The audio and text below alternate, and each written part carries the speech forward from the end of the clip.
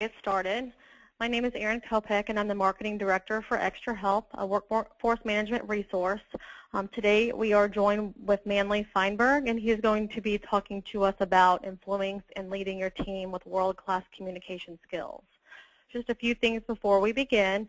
The call will last about 1 hour. You are all set up on listen-only mode, but there will be an opportunity to ask questions at the end. You are able to pose questions down at the very bottom in the question function, and feel free to do that as you can. A little bit about Manley. Are you ready to connect and influence your team and business from the boardroom to the lunchroom? Are you ready to separate yourself from the pack of most professionals? The communication strategies that you will gain today enable Manley to achieve award-winning results with his teams at the revolutionary retail concept Build-A-Bear Workshop. He helped grow the business from 40 stores to over 400 worldwide and realized revenue growth from $55 million to over $474 million in a successful IPO on the New York Stock Exchange. These skills, combined with his lessons from business life and his vertical adventures, are the foundation of his award-winning speaking, coaching, and consulting business. He serves as the president of the National Speakers Association, St. Louis chapter, is a member of the National Geospatial Intelligence Agency, leadership training staff, and a faculty member of HDI. Manley is a co-author of the #1 best-selling book and world-class communication speaking. Please welcome Manley Feinberg. Good morning. Thank you, Erin. So how I'm going to do this, I know we're virtual, but I want to engage you as much as possible, have a lot of amazing content for you, and I would love for you to take part and interact as we go. So you're welcome to put questions out in your question box there, and I'll try to respond to those verbally, and then we'll have a moment towards the end as well where I can try to address questions. So I'm going to basically pose a premise here in a scenario, and I'm going to ask you some questions. As I ask the questions in a moment here, you can just reply with a little Y or N on your answer box over there, so where you ask the question. So if you can right now, everyone who's on the call, go ahead and type a Y over there if you can hear me and you're engaged and not watching a funny video on YouTube or something more entertaining. So as a question, just put a yes or a little Y over there for me so I can see we have live activity and that I'm not just talking to myself. Got it. We've got lots of responses coming in. Okay. And I'm not able to see them, unfortunately. But Yep, looks like everybody's good, and I'll relay those back to you as they have questions. Okay. That'll work. And you work as the moderator. Excellent. All right. So the goal of this webinar is to help you transform your ability to influence, inform, and inspire your audience to action. By audience, I mean a lot of different things. That could be one person, and this could be your loved one or your boss. It could be a team member. It could be a customer. It could also, of course, mean a team meeting. It could mean a formal presentation. And I'm going to address ideas that will help you in all three of those areas. So when I think of communication, I mean opening your mouth. If you open your mouth, this is going to help you. So a couple of situations that I see common that people really look and have struggled for better communication skills. And what I've always asked myself, I remember being in a small business setting, later on being in a small to mid-sized corporation and working in large Fortune 100 companies and 500 companies. And there, as you've probably seen them, there's some communicators out there in our communities, in our businesses, in our lives here, exceptional at leading their teams and influencing, even if they don't have authority over them. This is always a challenge. It's one thing to just tell somebody to go do it. If you don't have authority, it's not typically as easy to influence them and connect with them. So how do the best communicators do that? How do they consistently get support for their vision and get people behind them, even if it's a change in the organization or it's an idea that someone may not be ready to accept? How do they drive change and move forward and get team alignment? These are questions I consistently ask myself in business.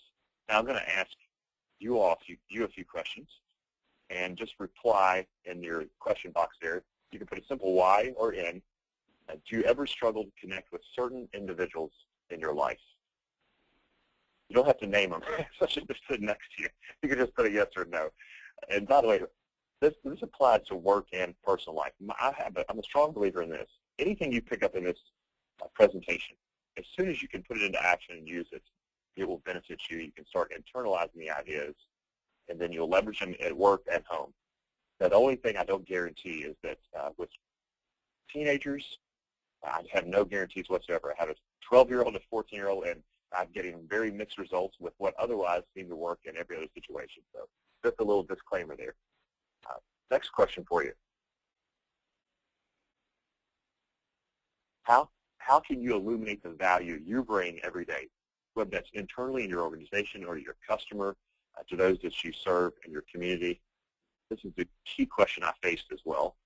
And something I just discovered the hard way, really. My long, hard road is what I've been down, but I've put an intense amount of energy into studying the art of communication so that you can gain from it. But I found this out the hard way. Value is only valuable if it's visible. So how do we illuminate the value we bring every day, but do it in a way that doesn't look like we're bragging or that we're showing off or that we're talking about ourselves, but that enables us to shine the light on what we bring forward? Have you ever felt like no one is getting on board and moving forward in the same direction? This is another key struggle I had as a leader, and I've had at times in other scenarios, that it just seems like people don't want to get on the same track and move forward with consistent momentum. That's my big promise for you today, is that you're going to gain. We're going to focus on 3 areas specifically. There's 13 world-class competencies that I focus on with my clients and organizations to help them develop their skill set. We're going to focus in 3 specific areas. Number 1, I'm going to show you how the best presenters and communicators in the world make their message stick. And we're going to break that down into a process you can use immediately to make your messages stick. And secondly, I'm going to show you how to connect with each individual. We have different personalities, different communication styles, and I'm going to show you a system that's easy to implement immediately. It doesn't involve an assessment. It involves you going out and leveraging it immediately, because you'll be able to observe the communication style you see in front of you and then adjust on the fly with some practice, so you can connect with each individual. Thirdly, I'm going to speak briefly towards the end about how to deliver presentations more dynamically, specifically if you're using PowerPoint or another presentation tool. How can you avoid all the things that most people, like myself, I didn't know any better. I used PowerPoint the way I opened the box and started playing with it. I didn't know any better, but most of the time the way people engage with PowerPoint is pretty boring and drops the ball and disengages your audience. So we're going to cover some key tips there to help you as well. Let me give you the first.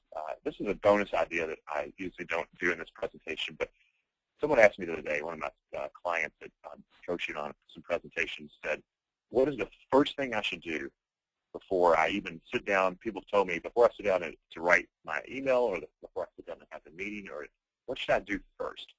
Ask this question: what is your KFD? What the KFD stands for is, what do you want your audience to know, feel, or do differently as a result of hearing whatever you have to say? This applies to any communication you have. Email, again, meetings, a formal presentation, a conversation with your husband or wife. What do you really want? What next action step, or what you want them to feel or do differently? Get absolute clarity on that first, and then write that out in a sentence. If you can get it down to 1 sentence, 10 words or less, that clarity will help you in a lot of powerful ways throughout the skill set that we're going to talk about today. So establish your KFD before you do anything else. This core piece of content I'm going to give you to help you make your message stick really evolves around storytelling. The question, of course, is why storytelling? Why should I learn this little skill set or focus on getting better at storytelling? And does that really work in business or in sales? It absolutely does. The very best speakers and leaders and organizational people know that storytelling is extremely powerful. Facts and figures are forgotten. Stories are retold. Jeffrey Gitomer, the famous sales speaker and trainer, if you've ever followed him, you may know him already. This is key. And not only does Jeffrey say it, and the great leaders, the great politicians of the world, the great spiritual leaders, the great business leaders tell amazing stories. There's now an extraordinary amount of scientific research to back up and understand why storytelling is so powerful. When someone tells a story, it lights up all the elements of the brain in a way and engages the brain in multiple lobes that no other communication form does. It evokes emotion, and stories wrap messages and make the message stick. So now that all the evidence is out there, and even there's a lot of evidence as well that it physically engages the body too, not just the brain, but the body as well. And they now actually can show you statistically how much more likely your message is to remember once you actually do wrap it into story. Facts and figures just blow over people's heads. You still can leverage facts and figures, and I'll talk about that at the end of the presentation, but a story is key. It's like this. Imagine you're walking into a party, and it's a tuxedo party, black tie, black gowns. Everyone's dressed in black and white. I call this the red dress effect. Now imagine you walk in a red dress. It's going to be pretty shocking, especially if you're a guy, right? You walk in a red dress, and everybody's going to remember you. When people remember your story, they remember your point. Scientifically proven by the great leaders in the world, the great business people, the great salespeople. It works. Now, so how do we tell a story that's effective? If the essence of influence communication and making your point stick is to tell a story and then make a point, how can we do that effectively? Have you ever needed to sell something, influence massive change? Again, if any of these hit for you, give us a Y over there in your question box. Have you ever tried to get support for a budget, perhaps?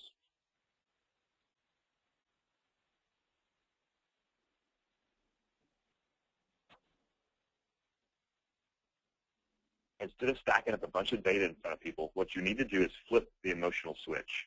Storytelling is the most powerful way to get the emotional switch to flip. So let's talk about that. What I'm going to do in details is I'm actually going to give you a quick story that I actually leveraged in my career at Build-A-Bear.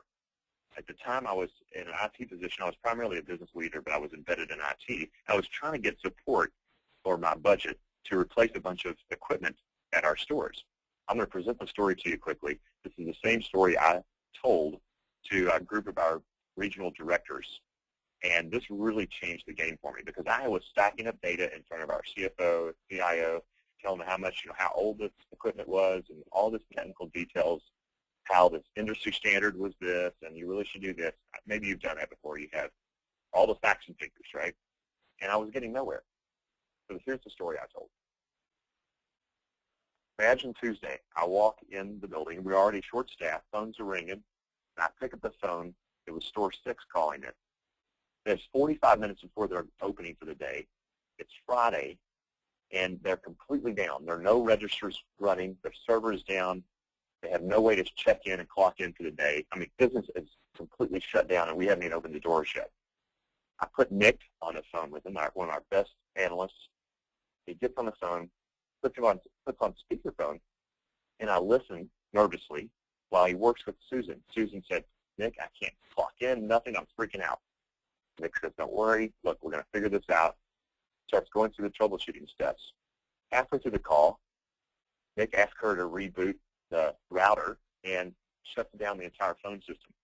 So now we're really freaking out. We pull in Phil, one of our network guys. He gets on the phone with them.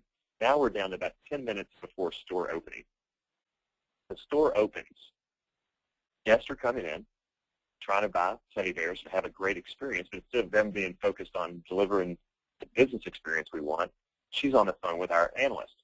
I remember about 20 minutes after 9, she's on the phone and says to Nick, "Look, I am freaking out. I've got people now at the registers. They're stacked up. We can't write hand tickets fast enough. People are walking out.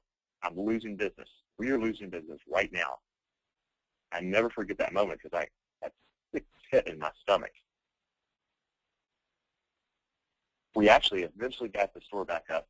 It took 2 days on a backup machine before they got up to full speed, and it impacted their business significantly. I want to contrast that with the next week we had symptoms coming in that store 27 was having a challenge with their server, and what we did was schedule time with Bob at the store. After hours, we were able to replace the server, and no downtime, no interruption. The bottom line is this. We can either pay dearly when it's down or invest while we're up. We can pay dearly when we're down or invest when we're up. So that's my story. And I remember sitting there and standing actually and looking at these regional managers who, you should have seen their face when I said, I was sick at my stomach when she was talking about these people walking out the door, we're losing business. They got it. And what was powerful about this and what will happen is your customers, your employees, if you have the right story with the right message and it's emotional, they will take your message and run it up the flagpole for you or be an evangelist for you out there. And I heard the regional directors talking to people within the organization saying, hey, we can invest when we're up, or we're going to pay dearly when we're down. We can invest when we're up, we can pay dearly when we're down. So let me analyze the story for you. To do this, we're going to go through, in my World-Class Speaking in Action book, we walk through these different essential elements of storytelling. We're going to be able to cover 5 of the 9. These are the core 5 you want to start with to at least get you on track for your stories. I'm going to analyze it. We're going to analyze who and what was each component. And what I want you to do is actually, in the little question box on your webinar panel, type in the answers. I'm going to ask you, explain what this component is, and you tell me who was that in the story. So there are 5 C's here. So the first C is characters. We have to have characters to make the story come alive. This is the core piece element. We have to have characters. And I want you to type in the box and let me know who were the characters in this particular story.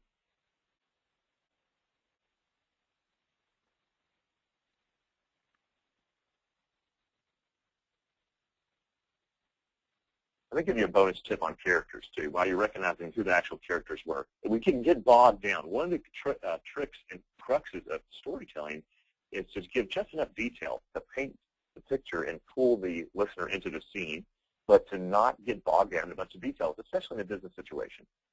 The key is if you, for a key character, you can give one emotional characteristic and one physical characteristic. As an example, often when I tell this story, when I told it in the organization, I would describe Nick, blonde-haired young man, fresh out of college, eager and ready to rock and roll. So right there in like 10 words, I've described what he looks like, just enough, painted that little dot, and his emotional characteristic that he was a go-getter. Now, each of you probably have a different image in your mind, but it doesn't really matter. It's just like when you read a book and you go see the movie. The reason you read a book and you go see the movie and you think the movie sucks is because when you read the book, you co-create the story in your mind with the author. And the same effect can be had in storytelling, and it pulls people in. It doesn't really matter what Nick looks like, as long as you have him in your mind. So that's the character. It's the first key piece. So when you're creating your story, you have these 5 C's. It's going to be your compass. You write down, okay, here are the characters in my story. The next key piece, and this is the hook. This is the most important, well, one of 2 most important pieces of your story is making sure there's a conflict. If there's no conflict, you don't really have a story. You just have a little narrative. The conflict is what hooks people in. Now, what do you think the first conflict point was in this particular story? You can type in the box there. What's the first conflict we run into?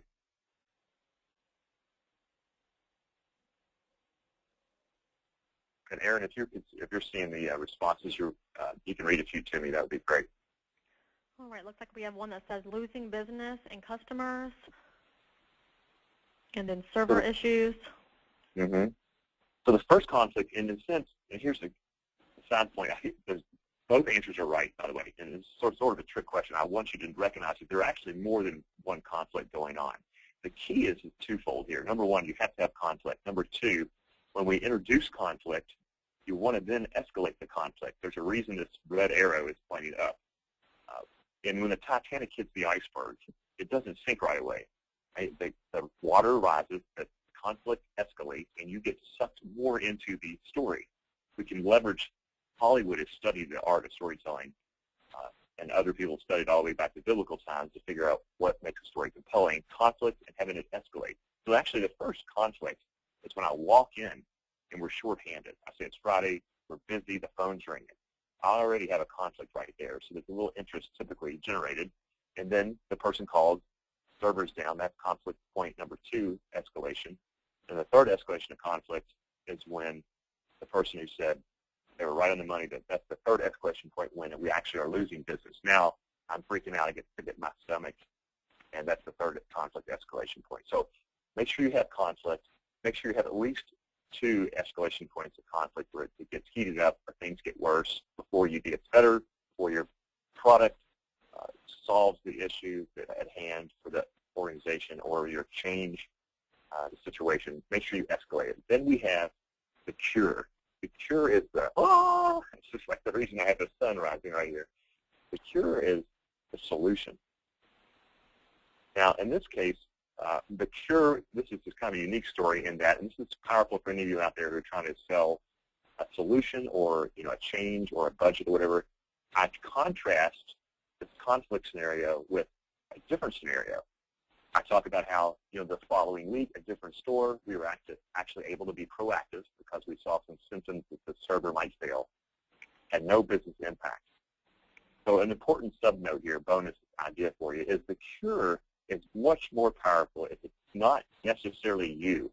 So people get tired of it. If you're saying, hey, I'm the hero here, try not to be the hero of your own story. What you can do is put your product, your process, your new idea, your initiative, whatever it is, put it on the pedestal, not you. The new product, whatever that is. In this case, it wasn't me, though. I wasn't the hero, nor even my team. It was just me saying, look, being proactive is the cure, and that's the actual cure. It can be your product and other things, of course, or just a message that when we work together, resolves the issue. And I have a tight phrase there. This is key as well, is to try to come up with a 10-word or less phrase to make the cure really stick out in people's minds. And we'll cover that more in just a moment. Here's another final 2 pieces. Number 4 of the C's, the 4th C is change. And this is one where even speakers who are pretty very experienced in whatever position, presenters, speakers, will usually tell a decent story, but forget and leave out the change. The change is what happens as a result. And this is actually, I didn't really go into this in depth in this story. In the more expanded version, what I would do is talk more about, I mentioned the loss at the store 6. What you would do here is say, as a result of this cure, store 27 never, I touched on it briefly, but I would encourage you to go a little bit deeper. And you pile on all of the advantages and benefits, because this is where you really make it sell. So as a result of replacing the store 27 server offline after hours, they were actually able to have a record sales week with no interruption. And then you would maybe share 2 or 3 other successes. If it's a personal story or your business story, your business having a failure and a success, then you would talk about, because of this cure that you uncovered, or your product or your process, you were able to do A, B, and C. The final 5th C here is the carry-out message. The carry-out message is that sticky phrase, 10 words or less, rhythmic ideally, but something tight that captures the essence of the message. And in this particular story, does anyone remember, or what do you think my carry-out message was? It was a specific phrase. I said the organization actually repeated it, and people started being evangelists for that message within the organization.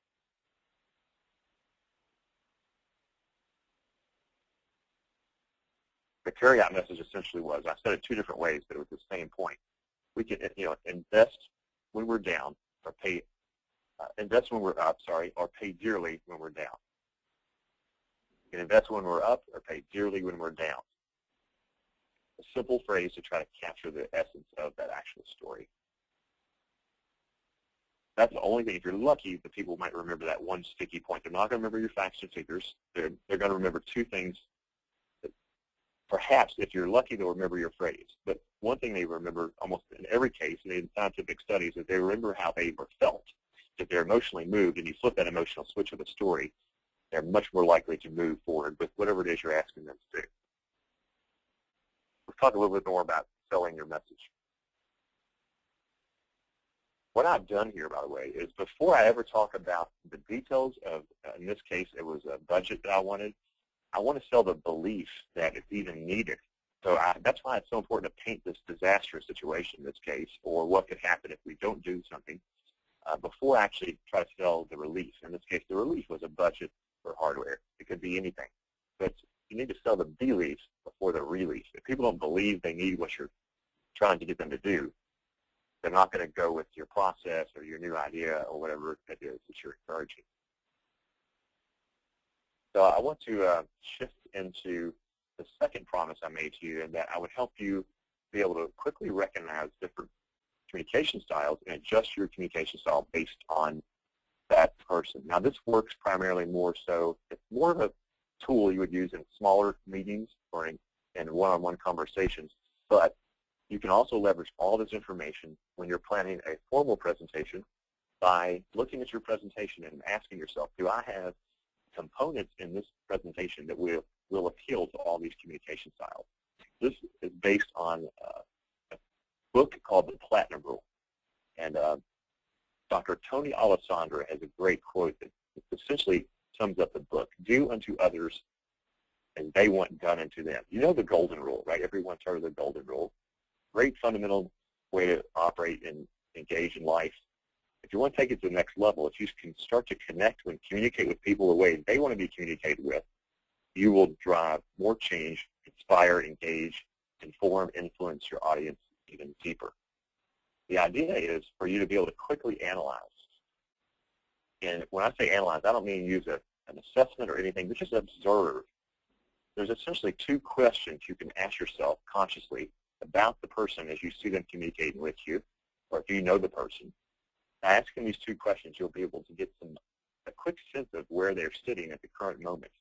I'll quickly explain these styles, and then we'll go a little bit more in depth. The first question, if you see this middle line and vertical line, on the far left here, there's two different areas. It says indirect, slow-paced, direct, fast-paced. First question to ask yourself is this person a fast-paced person, or are they slower-paced? Are they more direct with their communications?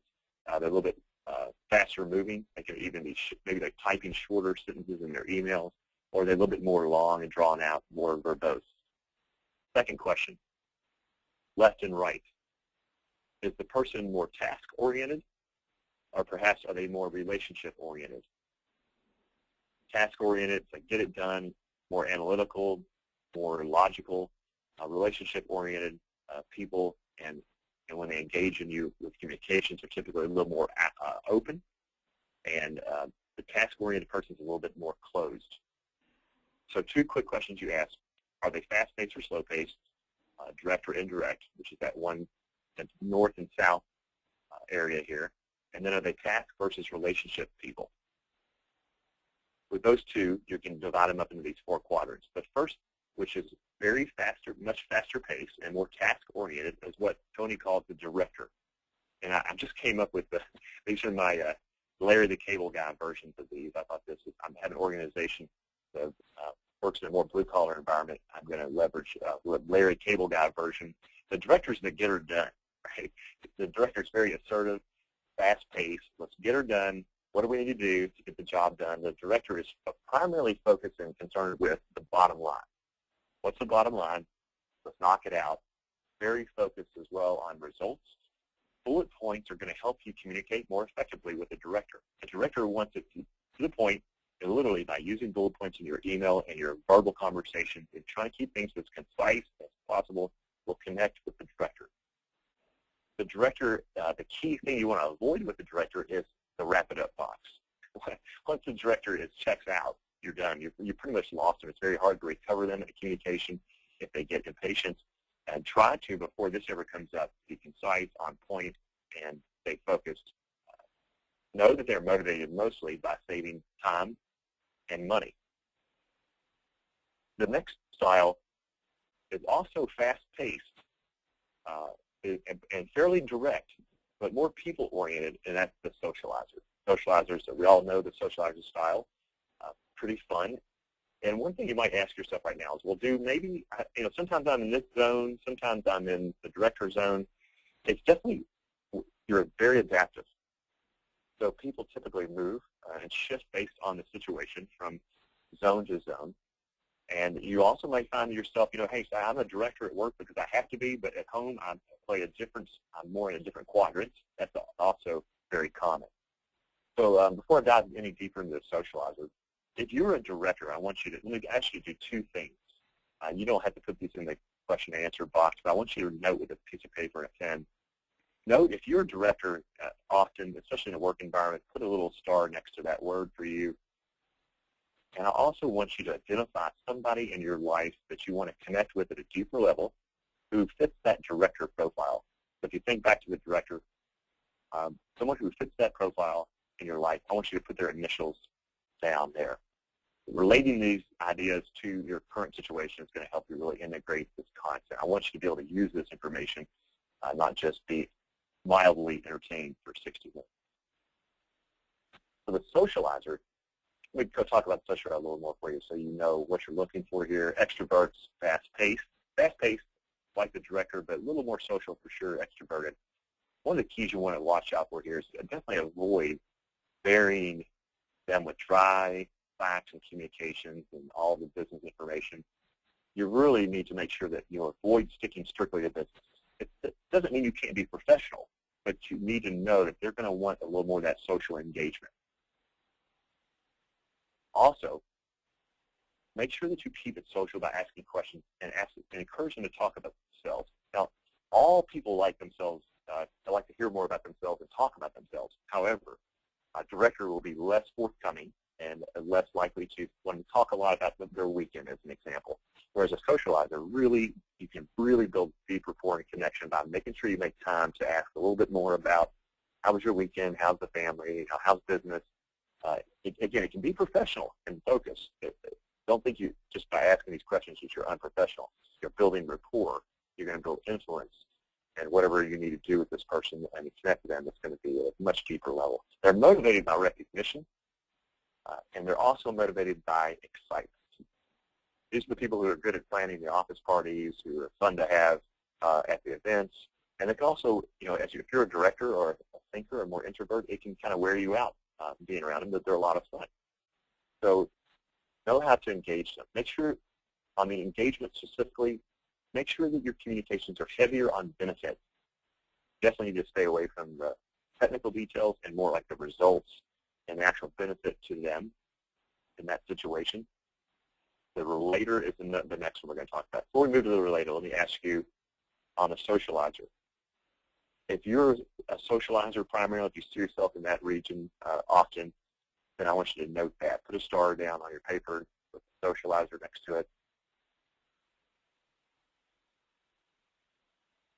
I also would like you to think through your life. If you have a socializer in your life that you engage with, I would like you to, that you need to, if you can build a deeper connection with them and a better relationship with, I want you to put their initials next to the socializer.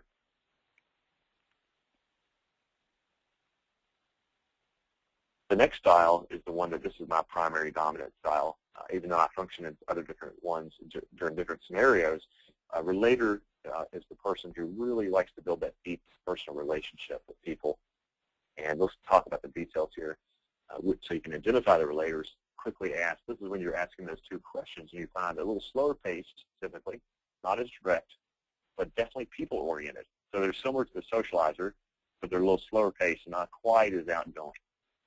Maximize interpersonal connection. The relator really wants a stability and to deepen the interpersonal connection. The relator, some of you may have taken, give me a little Y over there in the answer box if you've ever taken the DISC profile. If you've taken the DISC profile, let me know. And I'm going to connect this to the DISC profile so that you have some familiar ground. Did we get anybody say yes that they've taken the DISC profile, Karen? Let's see. Yes, we do. Okay. So let me connect these to this profile. The D one's pretty obvious. So director is the D in DISC. The I, influence, is the socializer, the one that we just covered, socializer. So same ideas. Okay? The reason I like Tony Alessandra's version of this is that I've found, and people I work with find that these labels he uses are just so intuitive. You can almost go out after going through these slides and study it, even without reading his whole book. And pretty quickly, everybody I've ever worked with says, oh, I get it. I get it. Yeah. I see, oh, I know the director. I've got some of those in my life. Oh, the relator. Yeah, yeah. Socializer. I get it. It's very simple. You don't have to have a big assessment. Assessments are definitely very valuable. But I've also found that maybe you've had this happen. You take the assessment, you study it, you go to the training, sounds good. But 2 weeks later, you're not really leveraging much of it. So it needs to be simple. It's something you can use quickly when you get out in the field in real life. And this really works well for that. The relator is in the DISC profile would be the steadiness, the S, steadiness, which I don't really find makes that much sense, not that intuitive to me, but the relator will make sense to you. Relators are deep relationship builders. They avoid sticking, to connect with them, make sure you avoid sticking strictly to business. Build the relationship by asking questions. And again, ask them to talk about themselves and more focused even on a way that will help you build the relationship directly with them. The relators are motivated by our relationships and the quality of those relationships, not necessarily the quantity, but they're also very highly motivated by approval. So relators, if you're a relator, put a star down next to that one. And I also want you to look for people in your life that are perhaps relators that you need to connect with more. You know, that slower paced, but very person who's very genuine and likes to connect and really seems to care. You're typically very empathetic. There's someone in your life who's a relator that you need to connect with.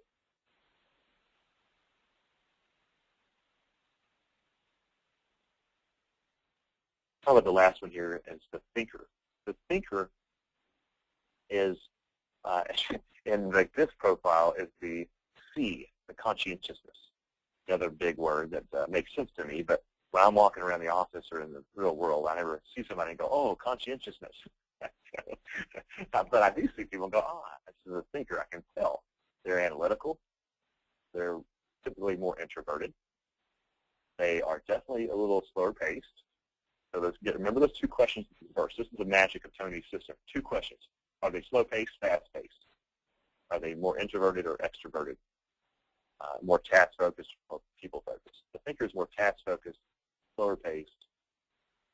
So avoid rushing them. This will really help. And if you have them on your team or on a project, or you have them as a customer or as a husband or wife, you need to know that it takes a little longer. And I know some of you might say, I know this. I get it, because these people don't like to be rushed. Or maybe you're a thinker, and you need a little more time because you want to think things through, because you really want to look at the data and the details. They make great engineers.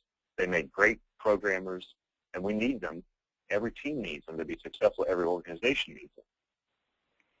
But it's very frustrating sometimes to try to connect with them. Let's say, like, if you're a director, as an example, the director's faster paced. They want to just get it done. And the thinkers get frustrated because they want more details. So what you need to do is provide more facts and more features. This is unusual. The other 3 styles, you don't really focus as much on facts and features. But for the thinker, they do want to have that data. They still are emotional creatures. They're human. So they still are moved by the power of the story. But they will want to see the backup data that you hand them at the end of the presentation to dive deeper and think about it more. So give them time to ask those questions, to analyze, to think and integrate the information that you've given them, and to get back to you. So those of you who are thinkers, I want you to note that next to your word there. If you're a thinker, put a star down. And I also wanted you to identify in your life someone who is a thinker that you need to connect with more.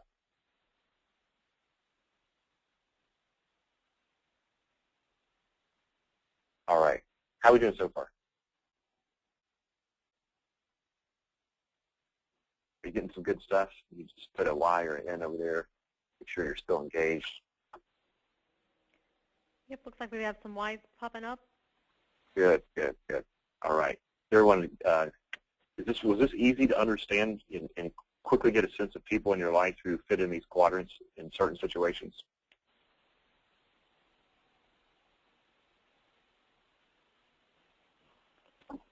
Lots of yeses and good stuff. All right. Good, good. Okay. So I'm going to, let's see. I'm going to go through these kind of quickly here. I want to make sure we have time for questions as well, and also talk a little bit about PowerPoint specifically. Some of this I've been doing throughout the presentation, so I've got to pull back the curtain for a moment and give you some advanced ideas. I actually have done a full 1 hour presentation on the content on this slide, so it's something you would normally dive in deeper, but I think you'll get some of these tips right away to be able to use them quickly.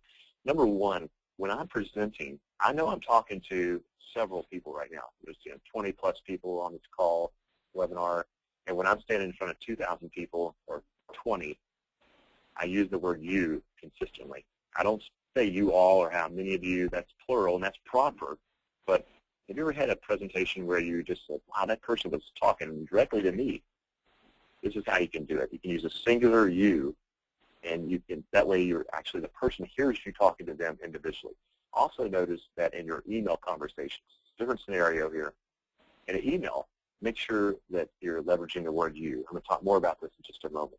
I'm going to talk about the most powerful phrase in communication, and I'm going to use it right now on you, and then I'll explain how it works. I think you'll feel how it works.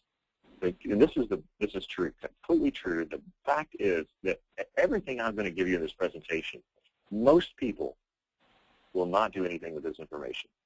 Most people will not take notes. They won't integrate it. They won't actually try to use it in life to improve their communication. They'll go about doing everything they've done before we got on the phone call today. Most people don't do that. Most people, for that matter, don't even try to get on a webinar and educate themselves. But even when they're exposed to the information, we know most people don't take action and leverage the communication. So the most powerful phrase here is most people. I don't know if you felt this internally, but it definitely creates a conflict for most people. Hear that and they go, well, I don't want to be like most people. He's not. That's wrong. I'm not going to be most people.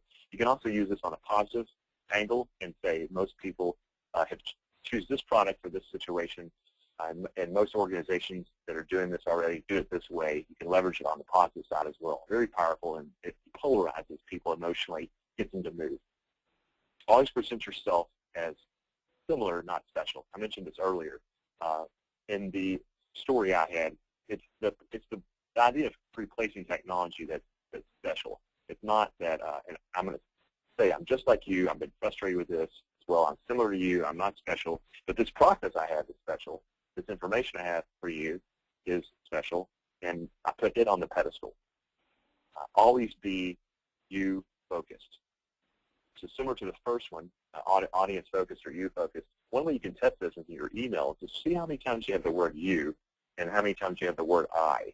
If you have the I to you ratio count is what I call it. If you have the word I more than you have the word you, your message is probably not going to resonate with that person as much. So let me give you one more here at the end. This is one that takes a pretty deep dive, but I think you'll get it. The quick explanation here is when you're explaining something to someone, most often we will try to just tell them what we want them to do and what the payoff might be. But if you'll put the pain up front and ask them a question as an example, have you ever had a situation, I did this at the beginning of the presentation, have you ever had a situation where you were frustrated trying to connect with somebody or get someone to see things your way? And most people would say, yeah, definitely. Okay. Here's the process: storytelling, thinking about personality styles, communication styles. And then the third thing is I'm going to give you the payoff. When you do this, you're going to get support for your budget. You're going to get people that are going to stand behind your vision. You're going to be able to have less frustration and stress interacting with people. So the key here is making sure you ask a question at the beginning to help elicit the pain or uncover what they're struggling with that they want to avoid. Then you put your process or your product in the middle, your payoff at the end. Let's talk about PowerPoint and delivery. Ideas here for PowerPoint. I've got 7 quick tips for you to improve your PowerPoint presentations. Then we'll have some time. If I don't get to all the questions, I'm also available. I'll put my contact information up and give you a way you can contact me with any other questions you have. PowerPoint is the deadliest tool in business. I love this cartoon. Grim Reaper's knocking at the door, and the guy said, what a relief. I thought it was someone wanting me to go to the PowerPoint presentation. The fact is that people really despise PowerPoint, but nonetheless, most people continue to use it just like everybody else, and this is a great way for you to stand out in the crowd. If you can just take a few PowerPoint tips I give you, start leveraging them, you will connect and make a bigger difference, and you'll stand out from everyone else out there who's using PowerPoint ineffectively. So here's a typical interaction and presentation I used to do, talking about efficiency. So I asked the question.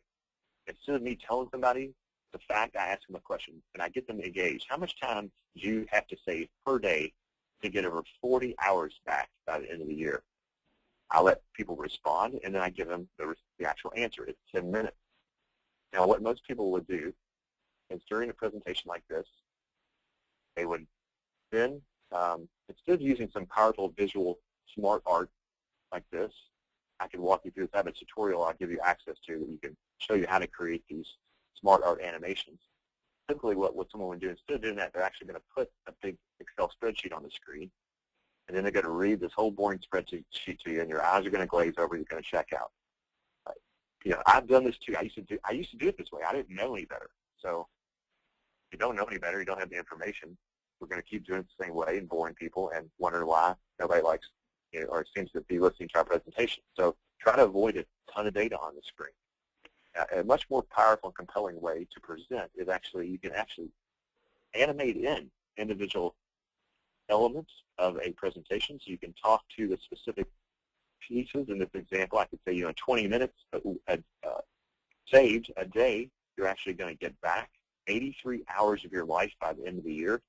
If you can save 60 minutes in process time in your inbox or in your activities, you're going to save over 6 weeks of your life by the end of the year. And that adds up to 250 hours. Visually engaging, much more powerful than some boring data. So here's a couple keys for you. 7 deadly sins and 7 secrets to save your PowerPoint presentation. Number 1, don't kill your audience with the dreaded data dump. I just saw a great example there from a real presentation I used to use. What most people do is they just dump the data dump trucks on people's heads, and they pile screen after screen after screen after screen. And here's what your audience sees. Just a bunch of ones and zeros. It's really nothing. It just overwhelms them. And cognitively, they've proven as well that people don't absorb the information. So no dumping. Number 1 rule, no dumping. No dumping. I think you get the point. Hopefully you laughed. If you didn't, I'm going to have fun and nobody's going to stop me. Number 2, keep them alive with the 5 alive rule. Keep them alive with the 5 alive rule. There we go. So what this means is, on each slide, a general rule of thumb, as far as text content, 5 bullet points, 5 words per line. 5 bullet points, 5 words per bullet point, which is dramatically less than you normally see. The key is, if you need to have more information, spread it across multiple slides. To take what you would jam onto one slide, as you see me doing here, I could have all 7 of these packed onto one slide, but it's not engaging. Every time, it's just like, think about TV. You watch TV now in Hollywood, there's even more camera angle shot changes than ever, because we need it to keep people's brains engaged and focused. Number 3, never lip sync your presentation. Okay. And we've all done this. I have. I know, and you probably have too. You don't have to put anything in the answer box right now, but what we do is people stand up there and they stare at the screen and they read the presentation from the PowerPoint slides. It's called lip syncing the presentation. It's like Milli Vanilli of presentations, of business presentations. And your younger folks, first one, I have a shot here for the ladies. If y'all remember Milli Vanilli back in the day, so, got busted for lip syncing. Younger folks out there in the audience, you may not know who Milli Vanilli is, and here's a more modern example of the lip syncing that went wrong. That's Beyonce. As lovely as she is and as amazing as she is, she got busted for lip syncing, and nobody wants to find out that you are reading to them or you're lip syncing. So use the PowerPoint slides as support to your message, not a script or a teleprompter. There's certain tools you can use for those key areas, but that's not one of them. Number 4, only use PowerPoint to support your message. That's really why it's there, not for you to read from, but to reinforce your ideas and make them stick. Number 5, always use Plan B. I'm going to use Plan B right now. I'm going to try to use it. There we go. I just hit the B on my keyboard, and that blacked the screen. Plan B means black the screen, and it will make the screen go dark, and everybody's going to look at you. It's going to be a little uncomfortable, so you get comfortable with your presentations, but they're going to focus on you instead of reading the screen and zoning out. Number 6, if a picture is worth 1,000 words, it's worth 1,000,000 numbers. If a picture is worth 1,000 words, it's worth 1,000,000 numbers. So use a chart instead of having a bunch of information, data, and numbers like I had at the beginning of the presentation there. Number 7, take it easy with the transitions and the animations. You've probably seen this. I remember when I first figured out how to use animations to transition, I was like, woohoo! Haven't put too many in your presentations. They can be very distracting. They're powerful if they reinforce the message, but they can really get in the way. Now, a lot of these PowerPoint tips I gave and the ones we talk about in our book are ones that are very visual, obviously, in nature. I want to offer a free resource to you to help you pick up some tips, and I'll walk you through some actual step-by-step directions and also give you some templates. So you're going to get visual examples you can leverage immediately. You're going to get free click-by-click tutorials. Make it easy so you can start implementing some of these ideas right away. And then downloadable templates and PowerPoint decks that I have changed and altered, and so you can get examples to copy them into yours, paste, edit them, change them, use them any way it serves you. Website at the top there, worldclasspowerpoint.com. Worldclasspowerpoint.com. Go there, enter your name, email, and you'll get full access to everything. And you get free 52 tips, shortcuts that is, to save time and add efficiency while you're building your presentation. Worldclasspowerpoint.com. I'll walk you through the smart art and some of the things we just covered in that section. So we've got a few minutes here. Let me ask you, here's the book that she mentioned as well. I've got a chapter on PowerPoint specifically, and a lot of these other concepts are covered in the book as well. It's inexpensive on Amazon. Again, you're welcome. The website is completely free, so you don't have to get the book to get some additional tips on PowerPoint. I'll also put my phone number and email, I believe, is on the last slide, hopefully, so that you can contact me anytime with any kind of questions you have. So worldclasspowerpoint.com, check it out if you want some templates and some tips. And then right now, I just want to ask you a couple questions here. I've got you, the point of this slide is, this is me with my son. I do a little rock climbing adventure when I have an opportunity. And my key point here is this, is to get out there and to do something different, it's a little uncomfortable for most of us. So I want you to know that I have you on belay, as we say in the mountaineering world. That's the word we use to describe the connection and the fact that when you have a partner and someone's holding the rope for you, you can do some crazy things and get out of your comfort zone. So get on belay with me. Reach out to me at worldclasspowerpoint.com and let me help you if you have questions or you need to build better presentations or any of this information you want to talk about. Before we move on from there, let me ask you, let me go back real quick. And if you have any key questions, burning questions right now, and then I have a close. I'll do a quick close for you, a few minutes. And but I have a minute or two for questions. And if we have additional ones, I can answer those via email. You're welcome to email me or reach out to me online. So, Erin, do you see any burning questions anyone's asking? Yeah, well, someone wanted to know if the PowerPoint presentation will be available. Yeah, I can do that. And so I'll get the presentation. I'll talk to you, Erin, about how. Let me ask you right now, real quick. Can I have the email list and mail it to everyone? Would that be okay, or would you rather do it some other way, or they can contact me directly? I'm comfortable with any option. Yeah, we can do that. I can release the emails to you, and then you can provide them with the PowerPoint. That would be just fine. Okay, that would work great. And then, so my promise to everyone, by the way, is if you don't want to be on my mailing list, that's totally cool. I will send you the presentation. Of course, I would love to stay in touch with you, but don't feel like I'm going to bother you with emails. I'm busy, so I don't really want to bother you. If you need help, of course, I'm here. So, but I'll be happy to send everybody a copy of the slides so that you can reference these. A lot of information I know I covered. What other questions do you have? There is a question. Have you ever crossed paths with a key person that you could not crack? My wife. Yeah, I mean that's a. So I do go into sometimes I go into one or half day or one day. It can get. I have another class I do with an organization, a defense organization on. We deal with negative behaviors in particular, and it's probably more time than we have right now. I tell you what, whoever asked that question, I would offer to engage with them at least in the email, if not verbally, and see if I can learn more about the situation. It's not an easy one to answer blanketly. The answer is yes. I've had people that I just couldn't connect with. But typically, if I ask a few questions and dig a little deeper with the person, I can try to give you some tips to help understand. Because not only do we have the 4 personality styles, then there's also specific negative behaviors that can pop up independent of the style.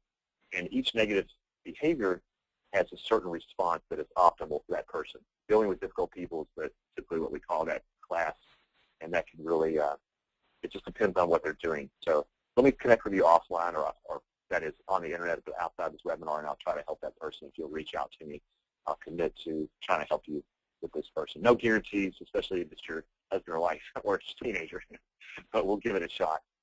So I'm going to do my close right here. And again, I want to encourage you to reach out to me if you have other questions and you want to dive deeper. But I want to bring up a few key points before we move forward and start the rest of our day. I have 3 keys of mastery, essentially, to whatever it is you're trying to learn. I've been very frustrated in my life. I don't know if you've ever been to, I just blacked the screen, by the way. If you've ever been to a great training or you saw a good webinar and you had some information, but moving forward, you got stuck. And you found that you weren't really using it. So the first key is what I found is most people have a hard time just becoming aware of what they really need to use and what information they need. So drive awareness there. And I want you to also make sure you watch out for your comfort zone. You're probably going to go back to doing things just the way you did before we got on the call today. And you're going to sit back or be busy and juggle and just do it the way you've always done. So look out for your comfort zone. This is always a challenge. The second key to mastering anything you're trying to move forward with is what I mentioned a moment ago with my son, is that for me to go climbing around the world and do these crazy things or to be successful in business and start my own company, I have to have the second A, which is the advantage. I have to have people on belay connected to me so that when I fall, I have someone I can ask questions to, or I have the resource I need. This has been a key. Everybody asks me, how did you do this? How did you build it? How did you start your own company? It's all about surrounding yourself and connecting yourself with people who've got your back. I've got your back, so reach out to me if you need me. The third A is the real final key, of course, and that's taking some idea. I know you're out there on your own path. Some days you're going to feel like you're just walking in the valley and you're struggling. The gal I was working with recently, a client reached back out. She said, Manley, there were days where I felt like I was in the valley and days I was up on the mountain with you on those ridges and I was scared, but I did what you said, and I took action consistently every day, one little step, one little technique, one little idea, and the next thing you know, you're going to be moving forward. So consider with courage. I know these are some crazy ideas here. Doing things differently than maybe you've done before, using stories, leveraging the knowledge of personality styles and communication styles. Consider with courage, but then climb with conviction. Try some different ideas in PowerPoint. Do it differently. You're going to stand out, and you're going to make a bigger impact. You're going to influence. You're going to inform, and you're going to hit a new summit in your life and your career. I guarantee it. So savor your summit when you get there, and look around and enjoy it. Here's my team and the key is this. I mean, you're going to get up on this next summit. Next thing you know, you're going to have people up there with you. You're going to be, whether it's your team or your customers, the people in your lives, they're going to be there with you, and you're going to be able to see new summits that you cannot see from where you are today. I want to thank you for joining us today, and again, encourage you to stay connected with me. Use me to your advantage to help you move forward with your communication skills or any other ways I can help you so that you can transform your ability to influence, inform, and inspire your audience into action. On my main website there, my cell phone is posted at the top right of every single page. You're welcome to call me, email me, text me, Facebook, LinkedIn, however you want to get in touch with me. I look forward to connecting with you. So thank you for taking part in the webinar today. And I think that's all the time we have. Hey, Aaron, do we have any more time or any other things to take care of? That is it. If there's any more questions, I can pass them on to you, but I'll definitely make sure everyone gets a copy of the PowerPoint. Our appreciation to Manly today. This ends our webinar. Feel free to join us next month. We will be having a webinar on Thursday, February 20th, or I'm sorry, October 16th, and that will be multicultural differences in the workplace. So feel free to register for that on our Facebook page and LinkedIn page. Have a great day, everyone. Thank you.